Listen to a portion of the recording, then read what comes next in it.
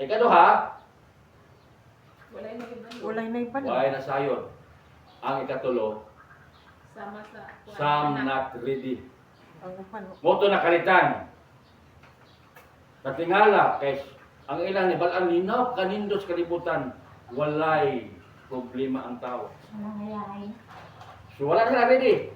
Nalisitay. Munay kuyaw nga ato, di ta mag-focus kay problema normal. Doon man kaniya. Nakuyawan mo na iso mga samtang naningid ko sa mga social media, mga ano ko bunagin, mga papak. Wala na sila yung mensahe sa tulog kay bagong butang. He is coming. How soon? O sa kadali? And nobody knows.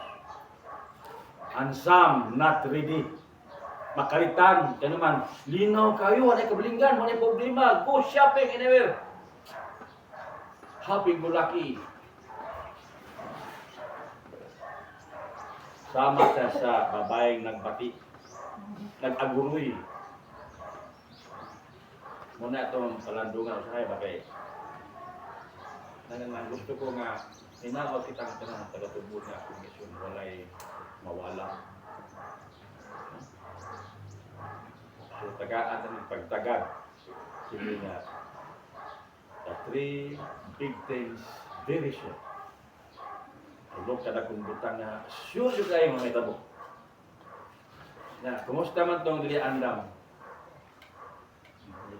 1 John 3, 1. Kung sudyaan ka sa imong konsensya, labaw o niya musudya sa mahal niya nga nasayod sa tanan natong binuhatan. Bukat kaayo na pagtabo. Diin man ko nga nung wala ko magtagad sa minsan. Sa dagkong butang nga umabot.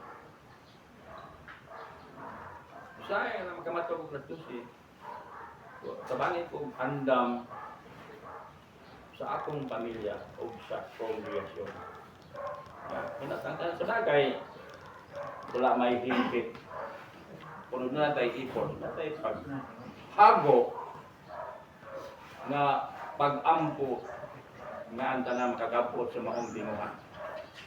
Nga maandam ang tanan sa di pa ulah ang tanan. Magkagot ang ipon. Muna sa Lucas 13 po. Nga doon na sa 32 na ay naguna nga nulahi. Na ay nulahi nga nauna, munay kuyaw. Una magpapangalaga nga nung nakasuot na siya. Ulahi. So, nakapungutan na kang dako sa pagbalig. Ya samtang nakasagawas nagpangagot ka si mong nipon. Samtang nakita mo ang naluwas, dili maihap. Di ka sa kasagpan, di ka sa silangan, east, west, north, south, nag-abot ang maniluwas samtang ang uban tua, nagkagot si ilang nipon. Pareha tong Matthew 19 nga ang dato o si Lazaro na kumpri kayo, di ba? Samtang nagdungas lang kamatay, tuas si Lazaro sa bakan ni amahan niya, samtang katong dato tuas sa impyerno. Ingon ang dato. Adto ako mga parinti ingna nga magtarong na kay perting paita diri. Ang pulahin na ang tanan. Samtang si Lazaro nga sa diha pa kilibutan lisod yang kahimtang galisod. Manguha lang mong gani. Pero sa dihang nagdungas lang kamatay si Lazaro nga nagtarong sa pangalagan, wala siya mag-focus sa kalisod o sa kaliha. Yang i-focus ka din tulog ka bagong butang nga mubalik siya. Kuyaw siya pagbalik kay walay usa ka tawo nga hibalo kung ang uban wala maridit. We hope and pray nga maridita. Maridita.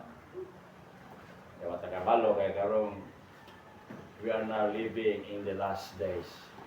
Nanata nagpuyo na tani katapusang mga adlaw.